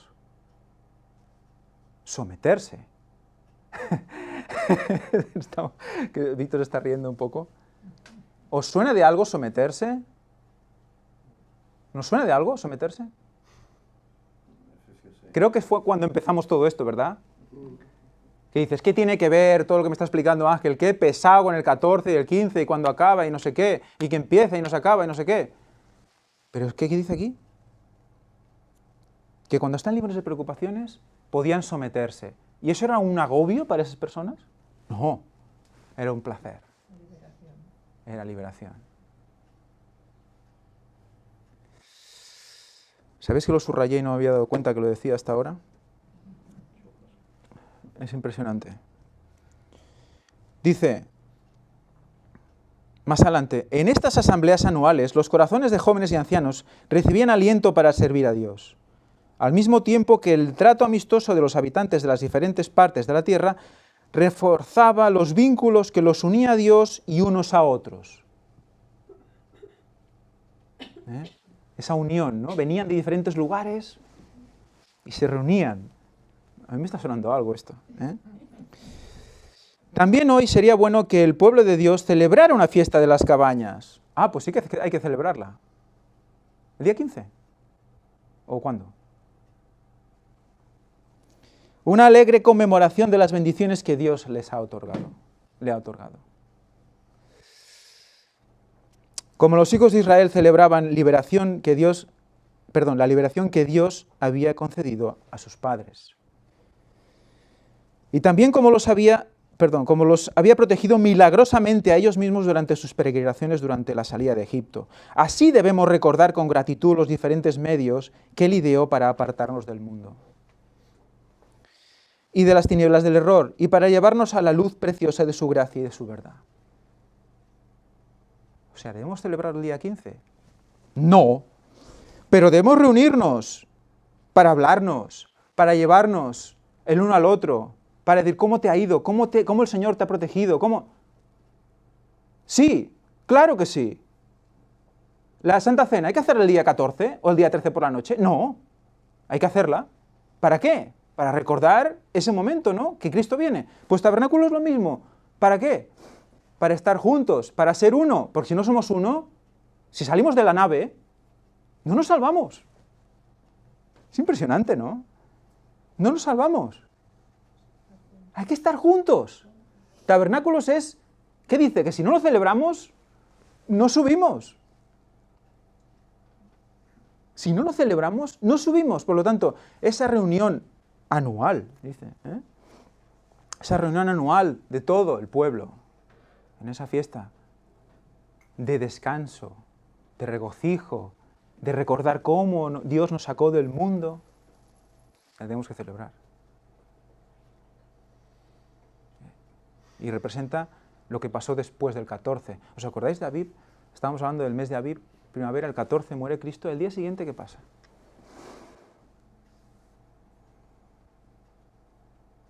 ¿Qué pasa al día siguiente? Reposo. Cristo descansa en la muerte, pero descansa. ¿Descansa la mitad del sábado? Todo el sábado. Descansa. Y en ese momento es cuando la luna estaba más llena. 14 días, 18 horas, 36 minutos, 21 segundos, o algo así. En ese momento, en el 15º día, la luna llenísima y en paz. Esa luna llena está representando este tabernáculos. Está representando porque el 15 del mes de Tisri también es luna llena, porque empieza el día 1, ¿cuándo? En la uña, igual, todos los meses. El día 15 es luna llenísima de paz, de tranquilidad, de estar unos con los otros, juntitos mirando la luna. ¿Alguna vez habéis hecho algo de mirar la luna juntitos con alguien? Como dos enamorados. Por ejemplo. Da como más buen rollo, ¿no? Como más unión y con mucha paz, mucha paz. Ay, madre. Otros se transforman, ¿no? Lo vuelve loco a muchos. Porque también son noches donde hay mucha criminalidad. Bueno, nos habla de que evidentemente Cabañas estaba muy unida a las fiestas de primavera, de Pascua. Las dos iban unidas. Una estaba hablando de lo que pasaría después. Estaba como haciendo una ampliación de ese 15 de Abib, en el cual descansaba Cristo. Y también ese 15 de Abib, ¿qué pasó? Fue liberado el pueblo de Dios. Pregunta qué capítulo es. ¿Qué capítulo es? Lo siento. Ese capítulo. 200, no. Solo tengo las páginas. Si miran por las páginas lo encontrarán. El paginaje del original es este. Tienen que buscar en el original. Español, claro. Muy bien, seguimos. Si cambia. Ay, ahora eso fue, demasiado rápido. Por lo tanto, ¿qué tenemos con la luna? Mirad qué bonita es. Es impresionante. ¿Qué tenemos con la luna? El 14, ¿qué? Pascua, segunda venida. Se está acercando la luna llena, completa. Aún no es del todo, pero casi, casi. Le quedan unas horas para ser completa. Cuando Cristo muere, ya lo da todo por nosotros, pero queda un poquito más aún para que se cierre todo el ciclo, ¿verdad? Tiene que volver.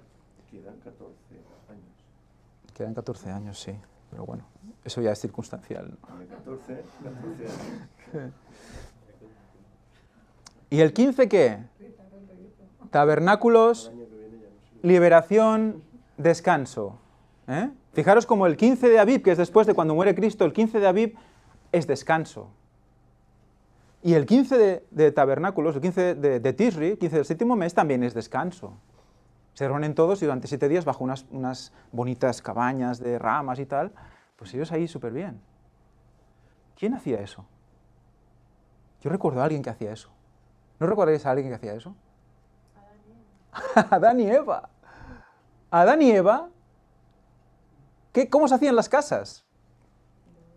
Se hacían pérgolas, dice Elena White. Unían las ramitas de las parras gigantes y tal, y se hacían pérgolas. ¿Tabernáculos no estaba celebrando ya desde el Edén? Claro. Es realmente apasionante, ¿no? Es realmente apasionante. Bueno. Algunos textos sobre la luna para ver que esto es bíblico. Hizo la luna para marcar los tiempos. ¿O no? Hizo la luna para marcar los tiempos. Lo dice la Biblia, está escrito. El sol conoce su ocaso. Si hablamos lo que decíamos, Cristo conocía, hombre, si Cristo es el sol de justicia, conoce su ocaso. Sabe cuándo sale, sabe cuándo se oscurece. No sabía en ese momento porque vino como hombre, pero ahora claro, como Dios lo sabe. Exacto, hay que matizar lo que dice Víctor, ¿no? Que en el momento que él vino era hombre y Dios, pero en su parte humana no podía saberlo. En cambio luego cuando resucita, cuando ya vuelve otra vez a su lugar, evidentemente lo sabe. Isaías 30:26, y la luz de la luna será como la luz del sol, y la luz del sol 7 veces mayor, como la luz de 7 días. El día que vende Jehová la herida de su pueblo y cubre la contusión de su herida. Por lo tanto, cuando viene Cristo y estamos con Él, pues el tiempo que sea, luego en la vida, bueno, eternamente, ¿no? En la nueva tierra, habla sol y habla luna. No serán como los de ahora, serán más impresionantes. Pero, como vamos a leer después, ¿qué connotación tendrán este sol y esta luna? Isaías 60, en vez de bronce traeré oro, y por hierro plata, y por madera bronce, y en lugar de piedras hierro, y pondré paz por tu gobierno y justicia por tus magistrados. Nunca más se oirá en tu tierra violencia, desolación ni destrucción en tu territorio, sino que a tus muros llamarás salvación y a tus puertas alabanza. ¿De qué está hablando? Está hablando de Nueva Jerusalén, una situación ya de salvación, ¿no? El sol nunca más te servirá de luz para el día, ni el resplandor de la luna te alumbrará. Entonces, ¿no hemos dicho que sí y ahora que no? Sino que Jehová te será por luz perpetua y el Dios tuyo por tu gloria. Seguirá marcando los tiempos. Vale. Génesis 1. En el primer día, ¿qué pasa? ¿Qué pasa? Génesis se hizo la luz. ¿Y en el cuarto? ¿Solo? Sol, la luna y las estrellas. La luna también, la olvidada, ¿verdad? Siempre decimos el sol, el cuarto, ya está. El sol, la luna y las estrellas, ¿eh? Por lo tanto, ¿la luz tiene que ver con el sol y la luna? ¿Es implícito? ¿Había luz antes de sol y de luna? ¿Dependemos del sol y la luna para la luz? No. Si Dios quiere, no. O al menos en el Nuevo Jerusalén, seguro que no. Porque dice aquí, no se pondrá jamás tu sol, ni menguará tu luna, porque Jehová te será por luz perpetua. Entonces, ¿en qué quedamos? Si hay luna y hay sol, y luego no hay, y luego sí hay. En los días de tu luto se habrán acabado. Perdón, y los días de tu luto se habrán acabado. Por lo tanto, el sol nos marca un día, ¿no? ¿Y la luna nos marca en qué? ¿Qué hemos visto que nos ayuda a marcar la luna? Los meses. Los meses, ¿verdad? Y como tenemos que saber los años, porque cada año habrá que celebrar tabernáculos. Dice, será que de mes en mes. Ah, y después de mes en mes habrá que celebrar los sábados, ¿no?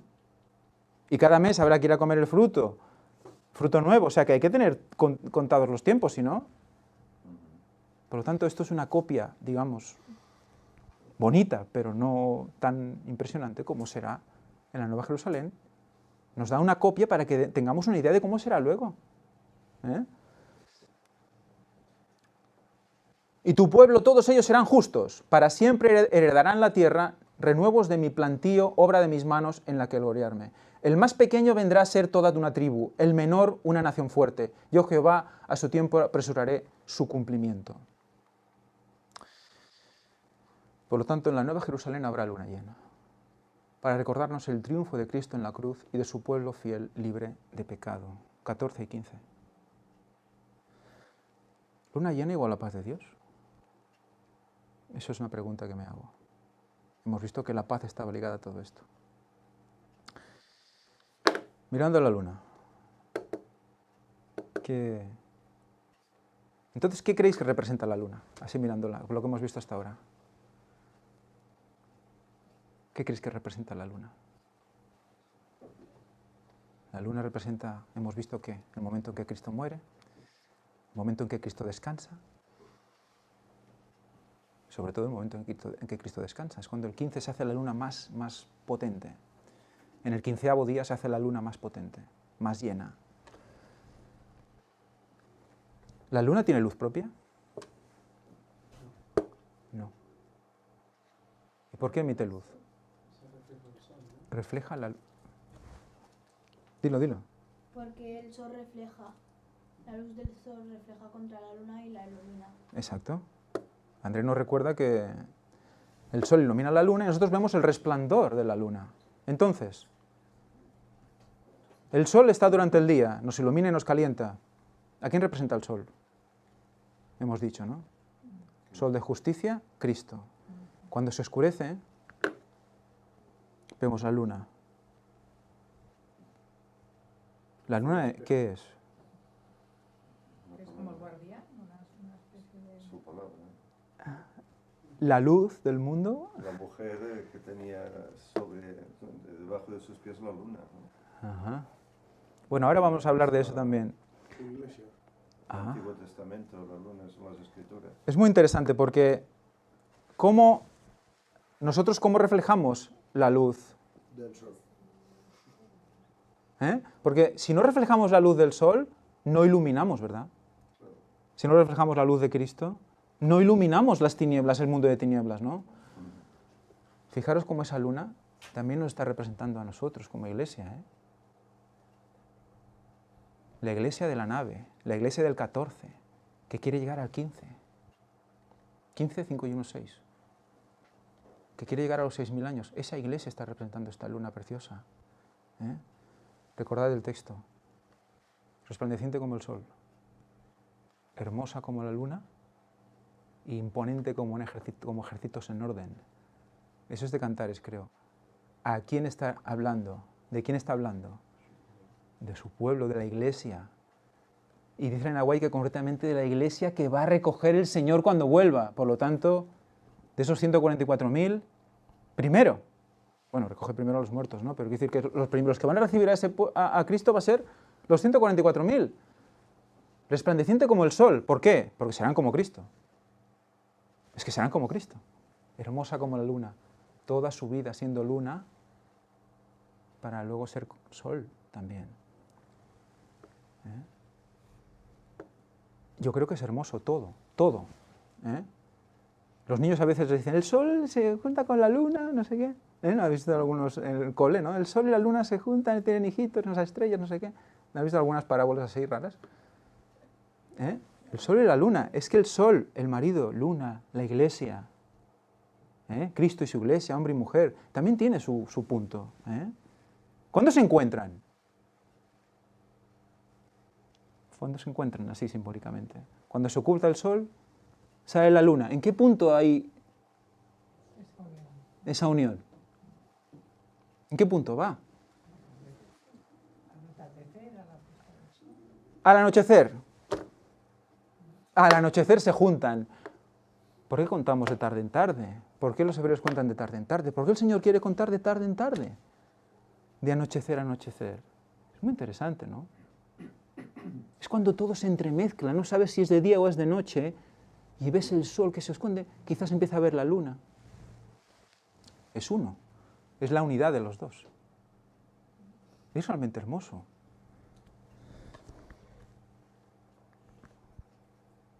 ¿Seguimos con Éxodo 12? ¿O no? Son las 2 menos cuarto.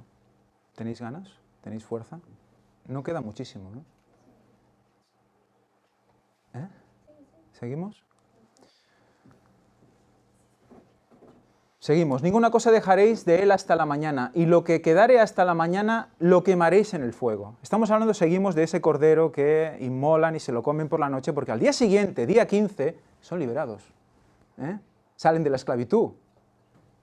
Esa simbología es clara, ¿no? Y lo comeréis así, ceñidos vuestros lomos, vuestro calzado en vuestros pies y vuestro bordón en vuestra mano, y lo comeréis apresuradamente, es la Pascua de Jehová. ¿Hay que perder tiempo ahí? No, rapidito. Pues yo pasaré aquella noche por la tierra de Egipto. ¿Quién? Yo. ¿Quién es yo? Jehová, ¿verdad? Y heriré a todo primogénito en la tierra de Egipto, así de los hombres como de las bestias, y ejecutaré mis juicios en todos los dioses de Egipto, yo Jehová. ¿Y la sangre qué? Os será por señal. ¿Os acordáis de la señal? Recordamos aquella señal de Ezequiel 9, la tau en la frente. Y ahora resulta que este dintel también es una señal. Ot es la palabra. En las casas donde vosotros estéis, y veré la sangre y pasaré de largo en cuanto a vosotros, y no habrá en vosotros plaga de mortalidad cuando hiera la tierra de Egipto. Aquí hay una analogía clara, ¿no? Egipto, Babilonia, Dios. Y el mundo cuando Cristo viene. No quedará nadie en pie, solo los que tengan la marca, ¿no? Y la marca es su sangre. Si nosotros no recibimos la sangre de Cristo, no podemos tener esa marca. Están asociadas todas las marcas. Y este día os será en memoria, y lo celebraréis como fiesta solemne para Jehová durante vuestras generaciones, por estatuto perpetuo lo celebraréis. Ot, viene de ut. ¿Y sabes qué significa? Aparecer. Y viene de ut, ¿qué significa? Venir.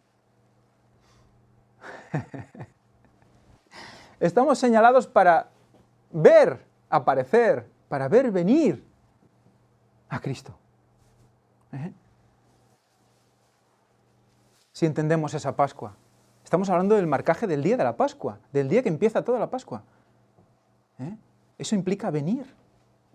Eso implica aparecer. Por lo tanto, fijaros la palabra, ot y ut es alfa, tau. Alfa, tau, principio y el final, alfa y omega, en griego, es lo mismo. Alfa, tau. Tau es la puerta. Recordemos que tau es la puerta. Y por lo tanto, Dios Cristo. Porque Jehová pasará hiriendo a los egipcios. ¿Quién? Jehová. Y cuando vea la sangre, que es la señal, en el dintel y en los postes, pasará Jehová de aquella puerta y no dejará entrar al heridor en vuestras casas para herir. En White habla de un ángel ejecutor aquí. Guardaréis esto por estatuto para vosotros y para vuestros hijos para siempre. Y cuando entréis en la tierra de Jehová, os dará como prometió, guardaréis este rito.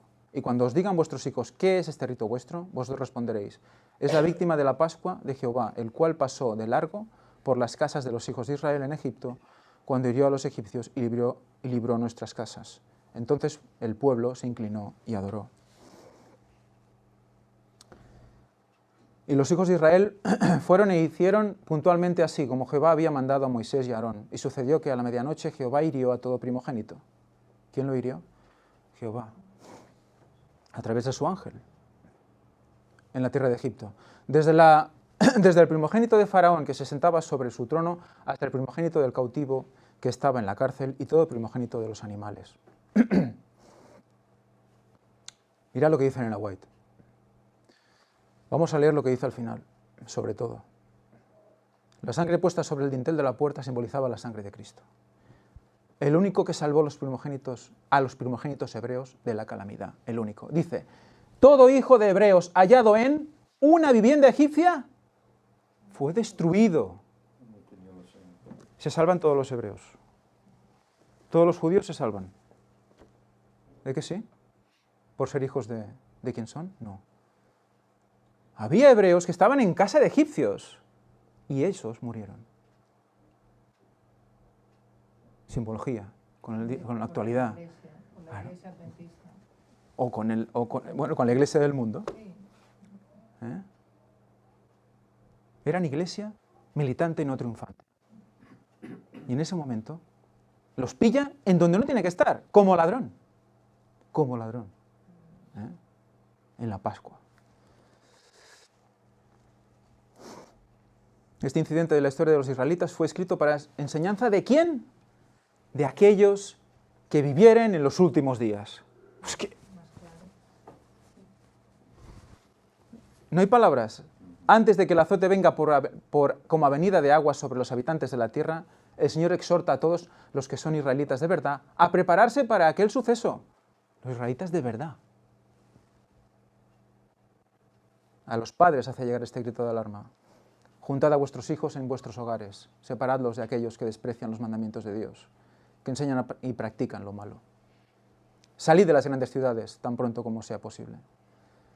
Estableced escuelas de iglesia. Dad a vuestros hijos la palabra de Dios por fundamento de toda su educación.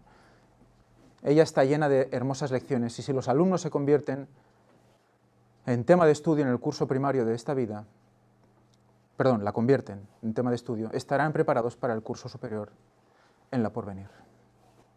Aquí tenemos el dintel y aquí tenemos la tau. Es la señal. Es la señal. Fijemos todas las letras que engloban Tarsis, están marcadas en rojo. Fijaros la última, que es tau. Fijaros la señal. La letra ilustrada es una cruz. Una cruz. La ilustración hebrea es una cruz. Por lo tanto, la señal, la puerta, el dintel y los postes de rojo, está pintando una cruz. La cruz de Cristo. Por lo tanto, la tau, que vale 400 puntos, vale 400 la tau, ¿eh? 4 que es Cristo, ¿no? Y también el cuarto ángel, ¿no? Es Cristo. Y es curioso porque si partimos como hemos hecho hasta ahora, tar, shish, tar suma 600 y shish 610. Y 6, 7. 6, 7. 6.000 años, séptimo milenio, además de derecha e izquierda. Y suma 13, 31 también, 13, 31, bueno. Y aquí el significado de las palabras, tau es marca o señal, reish es principio principal, arriba cabeza de hombre, o sea, señal en la cabeza, ya está diciendo tar y está diciendo señal en la frente. Lo está diciendo, lo está diciendo. Y luego shish, trabajar, tirar, alabar, costado también, doyot. Tanto hay que trabajar. Y shin 2 veces, filudo, prensar, comer 2 veces. 2 veces. Recordemos cómo Shin, esta Shish representaba esa unión entre pueblos, entre Dios y su pueblo. Y ya para acabar, hay otra señal, que es lo que decía Josep. Y sucederá que de mes en mes y de sábado en sábado vendrán todos a adorar delante de mí, dijo Jehová. Y quedaron pues acabados los cielos y la tierra y todo el ejército de ellos. Y acabó Dios en el día séptimo la obra que hizo, y reposó el día séptimo de toda la obra que hizo. Y bendijo Dios al día séptimo 3 veces, llevamos ya. Y lo santificó porque en el reposo de toda la obra que había hecho en la creación, porque en él reposó de toda la obra que había hecho en la creación. Y en Éxodo nos dice, y endureciéndose Faraón para no dejarnos ir, Jehová hizo morir en la tierra de Egipto a todo primogénito, desde el primogénito humano hasta el primogénito de la bestia, y por esta causa no sacrificó para Jehová yo sacrifico para Jehová todo primogénito macho y redimo al primogénito de mis hijos. O sea que, recordemos, santificar es apartar para Dios. Los primogénitos también se apartaron para Dios. Los primogénitos del pueblo de Israel se apartaron para Dios. Tú hablarás a los hijos de Israel diciendo, en verdad vosotros guardaréis mis sábados porque es señal entre mí y vosotros. Es señal. El mismo sábado es señal entre mí y vosotros. Por vuestras generaciones, para que sepáis que yo soy Jehová, que os santifico. Señales para siempre entre mí y los hijos de Israel, para siempre. Porque 6 días hizo Jehová los cielos y la tierra, y en el 7º día cesó y reposó. Y resulta que en el 7º día cesó y reposó, pero resulta que el día que reposó Cristo también fue ese día, y era Shabbat, y era el 15, cuando la luna era llena, preciosa. Por lo tanto, Shabbat forma parte de ese descanso, de ese tabernáculos. Y vemos que Shabbat, curiosamente, tiene su Tau también, porque si no, ¿qué menos, no? Porque si no, Shabbat tiene su Tau. Al final.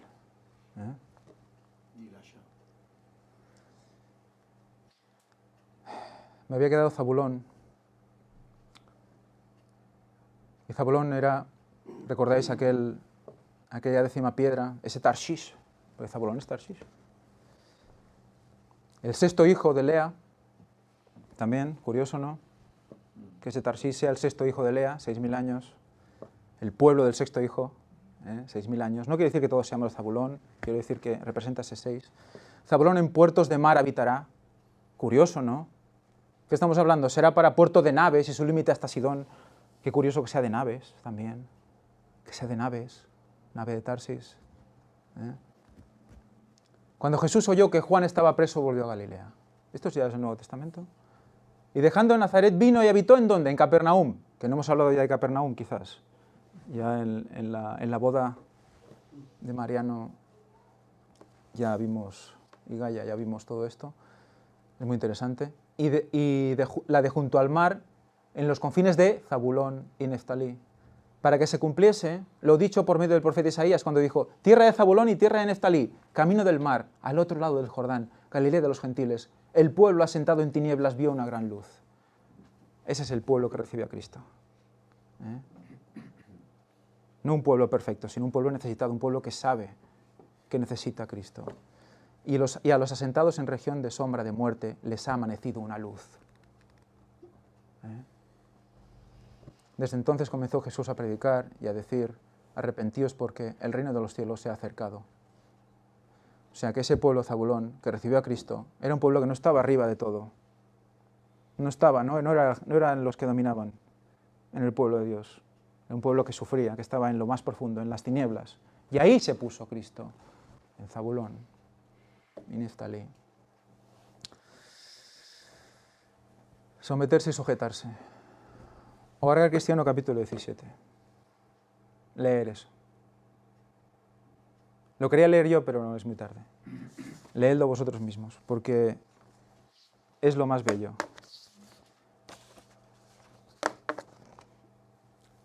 Esposas, someteos, maridos, amad.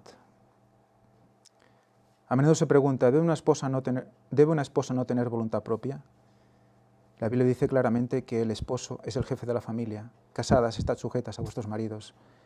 Si la orden terminase así, podríamos decir que nada de envidiable tiene la posición de la esposa.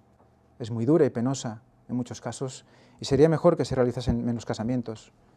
Muchos maridos no leen más allá de estad sujetas, pero debemos leer la conclusión de la orden, que es cómo conviene en el Señor. Más adelante nos recuerda que un marido debe ser como Cristo. Sujetas tan solo a esposos que se someten a Cristo. Esto es lo que estamos viendo. Y cuando se someten a Cristo, ¿cómo están? ¿Cómo qué fiesta? ¿Cómo qué fiesta? Como tabernáculos. Como tabernáculos. Estamos como en tabernáculos. Muchos maridos en su trato con sus esposas no han representado correctamente al Señor Jesucristo en su relación con la Iglesia, porque no andan en el camino del Señor.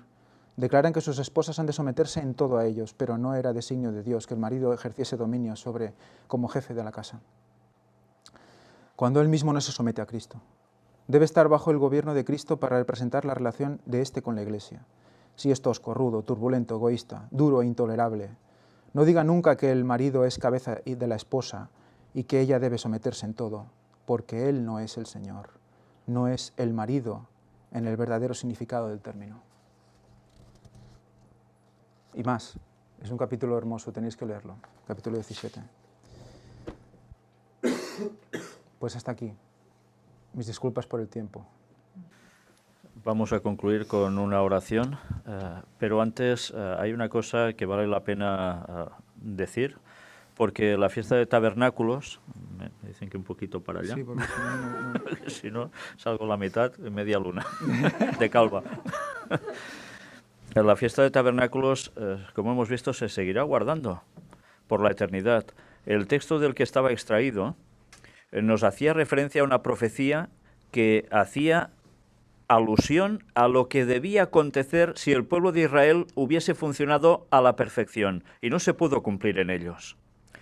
Todas esas palabras que tenían asignación sobre ellos deberán pasar precisamente al fin de los tiempos, cuando ya sea la eternidad sobre el pueblo de Dios, y por eso seguirá habiendo tabernáculos y esa nueva Jerusalén con todos. Y la fiesta de tabernáculos, como dice Ellen White, no solo es para un día. Se puede ir celebrando tabernáculos más de una ocasión al año, y es lo que ellos ya hacían en lo que venían a ser esos encuentros de campamentos que hacían por Estados Unidos, encuentros campestres, donde iban con sus tiendas, las montaban y tenían una tienda mayor de encuentro. Y eso es lo que ella decía que era lo que debería ser tabernáculos también para nosotros. Por eso también, si Dios quiere, vamos a tener algo parecido en Madrid del 12 al 15 de octubre. Y esperamos que haya más tabernáculos, de momento con gran alegría para todos, hasta que lleguemos a hacerlo en el cielo. Y sabemos que van a haber unos breves años en que esas fiestas de tabernáculos no las tendremos tal cual, porque la persecución va a ser la que va a ser. Pero recordemos, todos los que podamos, hagamos un esfuerzo para celebrar con alegría esos tabernáculos entre todos. Vamos a orar. Padre nuestro que estás en los cielos, te estamos inmensamente agradecidos, Señor, por poder tener tu palabra, poderla vivir, poderla compartir con tu ayuda. Y te estamos muy agradecidos porque tú nos las has dado, todas, cada una de ellas, y aún quieres darnos muchas más palabras de conocimiento, que no sirvan para engreírnos nunca, sino que sirvan para vivir la fe tal como tú quieres y reflejar este carácter de Cristo en nosotros, que se transmita a su vez como luz al mundo. Bendice, Señor, a tu pueblo, esté donde esté, incluso los que aún están en otros lugares que no son, en concreto, conocidos como tu pueblo, pero que tú sabes que pertenecen a ti, y los estás llamando a que salgan de esos lugares y se unan en una misma fe, en un mismo sentir. Están llegando los momentos de decisiones, el tiempo se acaba. Y te queremos pedir, Señor, que nos ayudes a dar este mensaje a todo el mundo, entero, a cada persona. Que tú vayas uniendo a todos para que juntos podamos tener esta alegría cuando regreses y podamos compartir esa unión, esa gran hermandad arriba en el cielo con esos tabernáculos y después en la tierra nueva contigo también. Bendícenos siempre, por favor, y ayúdanos a perdonarnos entre nosotros y a sujetarnos a ti y a seguirte siempre hasta el fin. En el nombre de Jesús te lo pedimos todo. Amén. Amén. Sí, no, que comentaba él decía lo del plagio satánico y cómo la mujer está encima de la luna en Apocalipsis. La mujer que es el pueblo de Dios está encima de la luna y está con sus 12 estrellas en la cabeza. Está aposentada en la luna, ¿no? Y hemos visto lo que representa y dices, bueno, es muy interesante. Y luego el plagio que está haciendo Satanás con todo esto. Por cierto, Francisco de Asís llevaba una tao colgada del cuello. Siendo franciscano, pero una tao griega, diferente. O sea que fijaros cómo hasta ahí el Papa está como desviando. Bueno, pues nada.